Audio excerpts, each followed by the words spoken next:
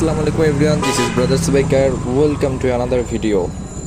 আজকে অতীব দুঃখ ভরা মন নিয়ে আজকে কথা বলতে হচ্ছে, কারণ হচ্ছে আজকে হচ্ছে এই বাইকটা হচ্ছে একদম লাস্ট চালানো। কিছু টাকার প্রয়োজন ছিল, যার জন্য আর কি এই বাইকটা বিক্রি করা লাগতেছে। এক কথায় জানি না এই বাইকটা বিদায় দেওয়ার পরে আবার কতদিন পরে বা কত বছর লাগতে পারে আবার নতুন একটা বাইক নিতে। কিন্তু এখন আর কি বলবো, মানে টাকার কাছে সব কিছু আসলে হারা যায়, এটা হচ্ছে একটা সত্য কথা। আসলে একটা কথা বলতে আর কি, এখনকার যুগে প্রত্যেকটা মানুষের একটা শখ থাকে, তার নিজস্ব একটা বাইক থাকবে।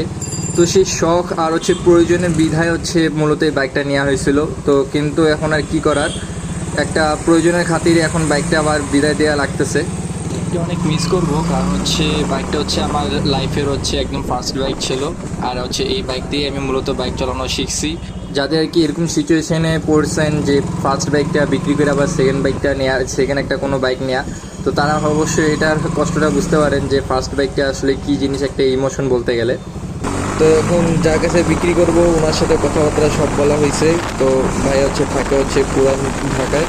তো উনি এসে আর কি বাইকটা দেখছে, দেখার পর আর কি এখন নেওয়ার জন্য বলছে আগামী 2 দিনের মধ্যে আর কি উনি এসে নিয়ে যাবে। তো ভাবলাম যে আজকে যেহেতু নিয়ে যাবে, তো লাস্টবারের মধ্যে একটা ভিডিও করি বাইকটা চালানো অবস্থায়। আসলে প্রায় 1.5 বছরের মতো বাইকটা চালানো হয়েছে এই বাইকটা। তো এখন বুঝতে পারতেছেন যে কত স্মৃতি আছে এই বাইকের সাথে, কিন্তু এখন আর কি করার, এখন তো বিদায় দিতেই হবে।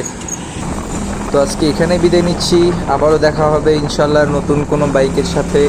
তো সবাই ভালো থাকুন, সুস্থ থাকুন, আল্লাহ হাফেজ।